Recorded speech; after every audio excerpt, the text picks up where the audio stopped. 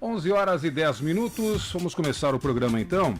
Infelizmente, né, Paulinho e Palmar e ouvintes, a gente começou a semana com um fato lamentável, uma cena trágica, coisa de cinema, que quem presenciou ficou horrorizado com o acidente que aconteceu ali na Avenida do Boici, né? Todo mundo ficou sabendo, e isso foi talvez o gatilho de uma das principais reclamações ou anseios da população de Foz do Iguaçu, que é a construção da Perimetral Leste, para retirar justamente do centro de Foz do Iguaçu o tráfego de caminhões pesados, né? É isso mesmo, Moacir. Não só as pessoas que presenciaram aquele trágico acidente ficaram horrorizados, como você falou, como também quem viu pelas imagens, né? Foram cenas fortíssimas daquela tragédia e que, no entendimento da maioria das pessoas, era uma tragédia anunciada, porque essa obra, essa intervenção urbana aí, chamada Perimetral Leste, ela está sendo aguardada há pelo menos 25 anos, ou seja, um quarto de século, né? E já teve muitos anúncios públicos aí de que ela sairia do papel, e o fato é que ela acabou não se concretizando, né? Mas o edital para a seleção da empresa que executará essas obras está em andamento no DINIT, está em fase de homologação.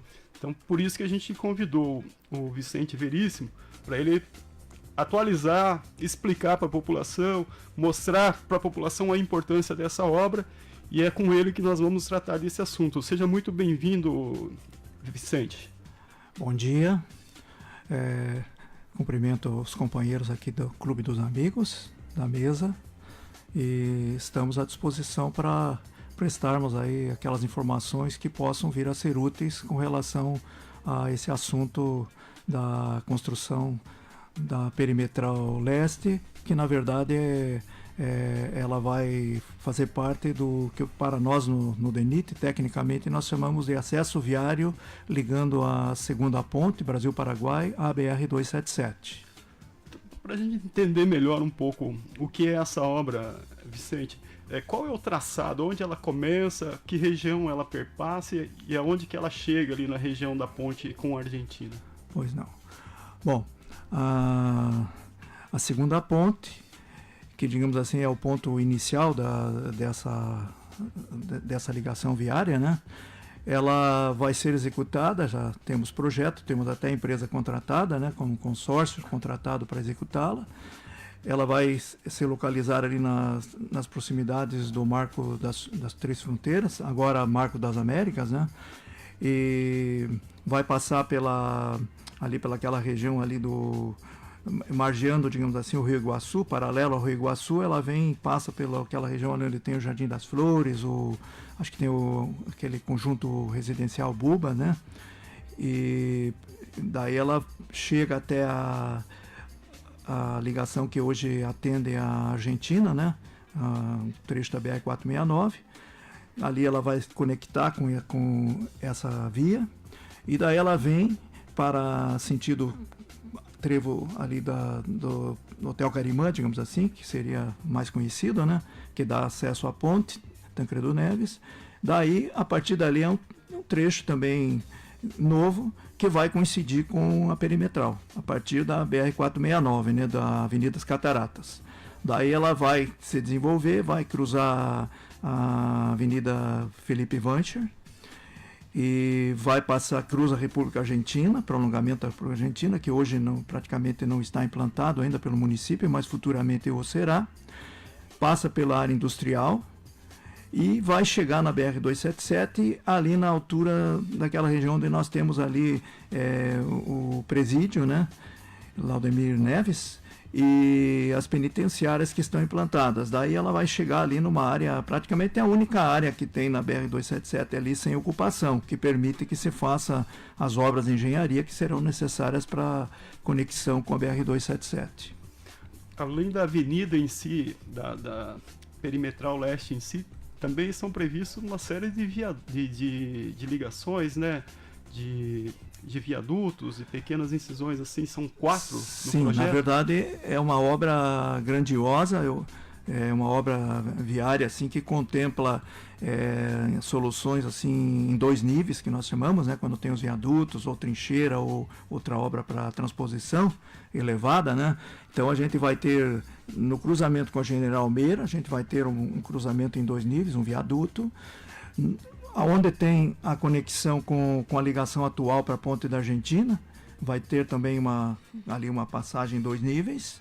Depois, na interseção com a Avenida das Cataratas, ali vai ter um viaduto completo com todas as alças, quatro ramos, né? Daí, no cruzamento com a BR-277, a gente vai ter outra obra desse porte também, totalmente possibilitando todos os giros para acesso à BR-277. Então é uma obra bastante complexa. Além dessas obras, nós temos também a construção de 2 aduanas que estão incluídas no mesmo processo licitatório que está sendo realizado. A aduana Brasil-Paraguai e a aduana nova Brasil-Argentina. A aduana atual, por um planejamento da Receita Federal, vai ser abandonada e vai ser construída uma aduana nova mais próxima da ponte Tancredo Neves. Veríssimo, esse edital que está em andamento, que a gente logo vai detalhar um pouco sobre as empresas e os valores, ele inclui toda essa gama de obras que você está falando? Sim, ele inclui todas essas obras a que eu me referi. Inclusive com esse trajeto iniciando ali no Marco das Três Fronteiras. Exatamente, ligando na futura ponte. Ele é extremamente complexo, então, e... em torno de 15 quilômetros aproximadamente, né? É o que vai ser construído. Mas eu digo o impacto dele em vários cruzamentos, em várias outras avenidas, né? Sim, que vão necessitar de outros viadutos elevados, enfim. Sim, é uma obra que vai impactar bastante, vai mudar muito a realidade que nós temos hoje, né? Até o próprio acesso ao Marco das Três Fronteiras, ele também vai ser feito um novo acesso, né? Então vai impactar bastante, né? Vai dar uma mexida assim radical, digamos, na parte viária aqui de Foz do Iguaçu. E em que estágio que ele está hoje? Bom, hoje, quanto à licitação, ela foi realizada no dia 6. Eu quero até frisar aqui uma coisa. É um processo que não foi desfechado agora. Eu quero esclarecer isso até por uma questão de justiça com o nosso governo federal. O ministro dos Transportes, ele esteve aqui no mês de maio. No mês de maio, ele, depois de haver assim, bastante trabalho feito pelo município, trabalho também por lideranças políticas aqui da região, fizeram trabalho no sentido de que fosse essa obra incluída no planejamento do Ministério dos Transportes, e ele veio aqui no mês de maio, ele veio para tratar também de assuntos referentes ao aeroporto de Foz do Iguaçu, de ampliação, de obras que já estão até sendo realizadas. E, na ocasião, ele fez o lançamento do edital da licitação, do aviso de licitação. Esse foi o primeiro passo que foi dado. O que significou esse aviso de licitação? Significou um compromisso do governo federal, do governo realmente assumir a necessidade de fazer essa obra e de priorizá-la. Agora, veja bem, toda licitação, ainda mais uma licitação dessa envergadura, ela demanda alguns tempos que a própria lei exige. Então tem um tempo do aviso, daí foi lançado o edital da licitação, daí as empresas que participaram, elas tiveram tempo para preparar suas propostas, e no dia 6 de novembro foram entregues as propostas para o DENIT, que está fazendo a licitação. E agora está na fase de julgamento. Hoje as licitações funcionam da seguinte maneira, essa pelo menos que foi feita, RDC integrada. As empresas participam, elas entregam suas propostas de preço e a proposta técnica e proposta que dá, digamos, a parte administrativa, documentação, para ver se está em dia com tudo aquilo que ela tem que estar, se tem capacidade técnica. Então é julgado da seguinte maneira: primeiro se abre a proposta técnica, daí o que o DENIT faz? Ele só vai analisar a documentação daquela empresa que foi a vencedora do ponto de vista da proposta financeira. Então a empresa apresentou a proposta financeira, no caso é uma empresa aqui da região até que apresentou, acho que é mais vantajosa, em torno aí de 104 milhões, pelo que eu sei é uma empresa de Cascavel, acho que é a JL, é o que parece, né? JL Construções Civis. Então como funciona? O DENIT não pode, de imediato ele não assina o contrato, tem uns trâmites. Daí o que acontece? Nesse período, depois que faz a abertura dos preços, e verificou que ela que apresentou o menor preço, ele vai verificar toda a situação dessa empresa, vai verificar a documentação do ponto de vista legal da empresa, documentação se ela tem capacidade financeira, se tem capacidade técnica, tudo isso é verificado nos dias que vem depois da licitação. Isso está sendo feito pelo DENIT.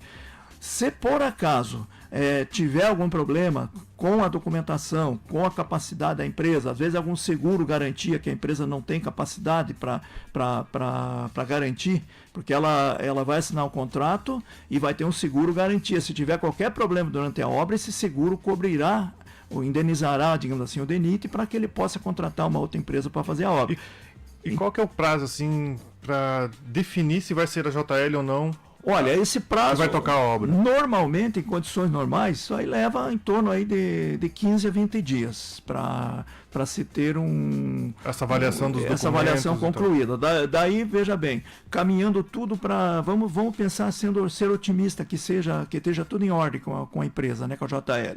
O que vai acontecer? Daí, depois da comissão que está tratando da análise do processo licitatório, ela concluir que está tudo ok, ela vai homologar. Ela dá um visto lá para ser homologado. Daí é feita a homologação da licitação, daí parte-se para a parte de contratação da empresa. Daí vai ser feita a contratação. Se de repente o risco que a gente tem é de algum concorrente, alguma empresa que ficou em segundo lugar, de repente, segundo ou terceiro, tal, que participaram, apresente algum recurso na justiça. A gente tem que torcer muito para não acontecer uma coisa dessa, que daí, claro, que atrapalharia tudo. Porque daí perde qualquer condição de tempo, né?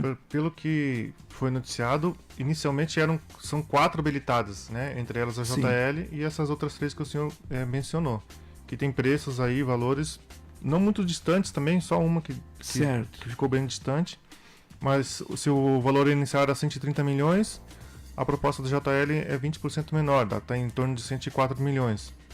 E digamos que apresentou um valor maior, está um pouco mais distante, mas está na casa de 113 milhões. Então, ou seja... Ficou abaixo do limite lá, né? Abaixo 130. Do limite. Uhum. Nesses processos, normalmente se apresentam os recursos, né? Olha, acontece, para dar um exemplo... De uma obra tão grande. É uma obra muito grande, interessa muito as construtoras assumir um serviço dessa magnitude aí, porque é trabalho para meses, né? Para anos, né? Porque eu quero frisar aqui uma coisa: toda a licitação pública ela é feita com transparência. Então, todos os atos que são feitos pela comissão que está analisando a licitação, eles são colocados, é feita uma ata e eles são colocados no site do DENIT. Tem lá uma parte lá referente à licitação, onde todos os atos ali dessa comissão, se tiver alguma coisa que não esteja de acordo, por exemplo, de repente algum documento que a empresa apresentou que não está em ordem, ela vai ter um prazo para esclarecer. Tudo isso a lei exige e o DENIT cumpre na licitação. É colocado, está lá no site. Quem quiser entrar no site do DENIT, inclusive nós aqui que estamos distantes, podemos acompanhar isso. Não fica escondido, digamos assim, só um grupinho lá que tem informação. Ele é obrigado a fazer a ata, cada reunião que eles fazem, faz a ata, coloca, e daí o que ocorre? Como fica uma questão aberta, se tem qualquer coisinha ali, uma vírgula que não está fechando, uma dessas empresas que entraram na licitação, que participaram, elas têm o direito de entrar com recurso. E isso é que às vezes atrasa esses prazos. Às vezes há uma intenção até do próprio órgão executivo que vai fazer a obra de que não haja nenhum recurso para que ele possa, num prazo rápido, curto, já poder iniciar. E digo mais, essa obra, o ministro atual, do governo atual que está terminando, assim como o próprio presidente da República, eles têm o desejo deles darem a ordem de início. É uma obra tão importante, é uma obra que vai ser importante aqui para a fronteira, uma obra que vai dar acesso à segunda ponte. Então, eles têm o interesse. Então, no que depende do Ministério dos Transportes, do DENIT, da própria Presidência da República, eu acredito que existe um desejo de que tudo transcorra com celeridade realmente, como o ministro, aliás, manifestou na nota que essa semana ele divulgou, não é verdade? O que significa essa celeridade que o Ministério dos Transportes disse na nota? Vai poder apressar de alguma maneira? Vai encurtar prazo? No que na prática isso vai ajudar? Essa celeridade é que ela está colocada como prioridade. Porque você pode ter uma situação de você ter várias licitações sendo realizadas tal, e de repente não dá um ritmo assim para aquela obra em especial que a gente está ansiando que assim seja, né?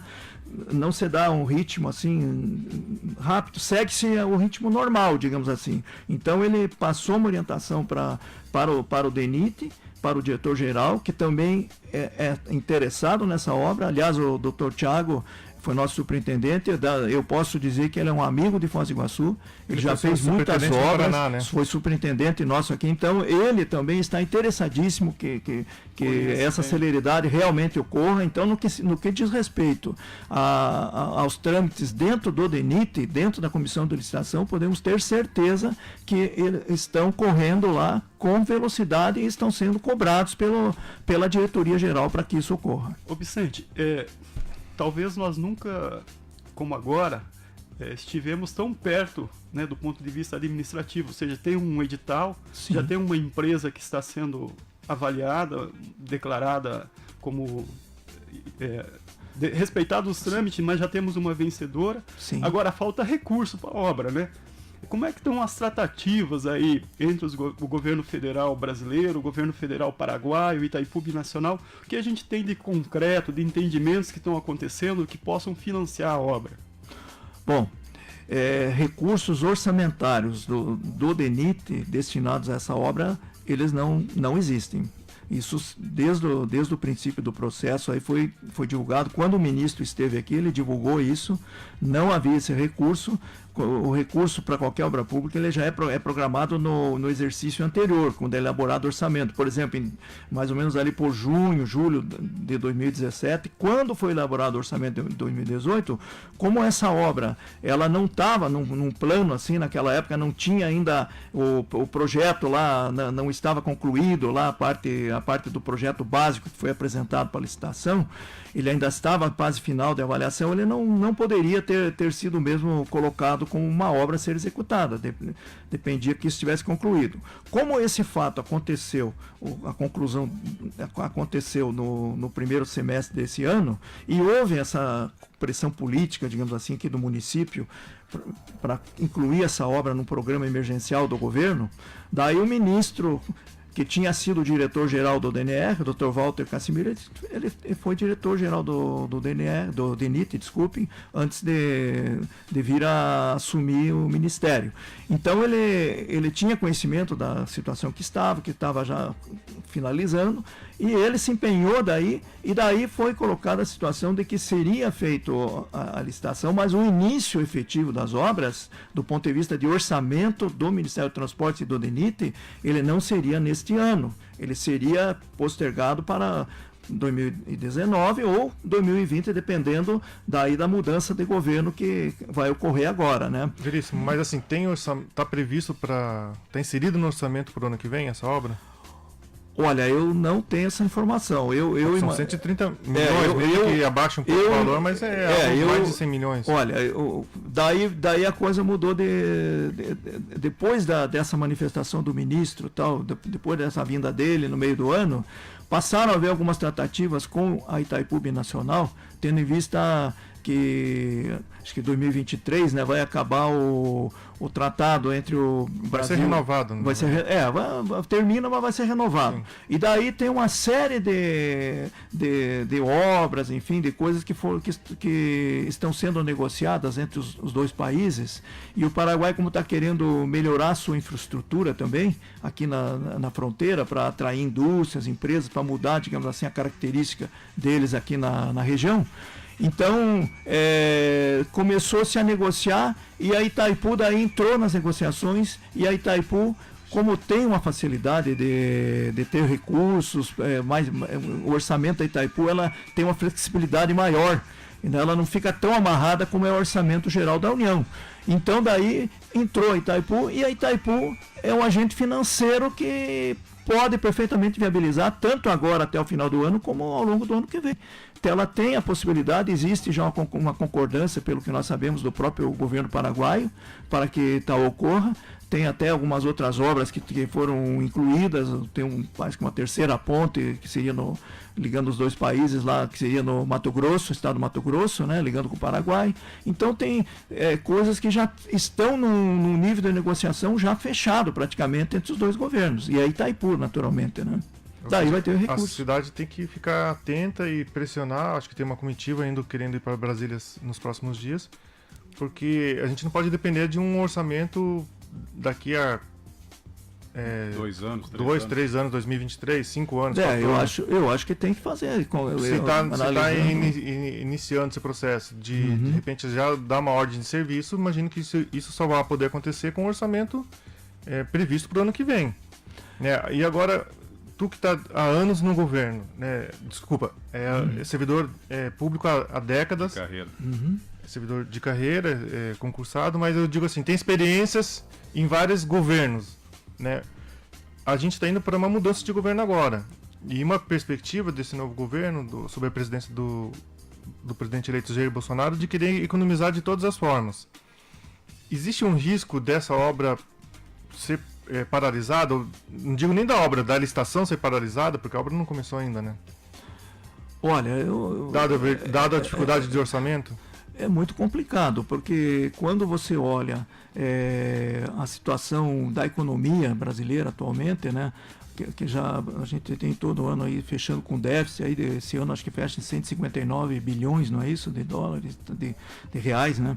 E é preocupante. Claro que o governo tem a sua programação de obras, assim como tem nos outros ministérios, de dispêndio de recursos. Então, elaborado orçamento, é evidente que quando há uma mudança de governo, pode haver uma seleção pelo novo governo que está para assumir, das obras, assim, que do ponto de vista do governo federal, analisando do ponto de vista global do país, as obras que têm uma prioridade maior para obras que já estão iniciadas, por exemplo, que está faltando pouca coisa para terminar, obras que têm assim, uma relevância grande para o país como um todo.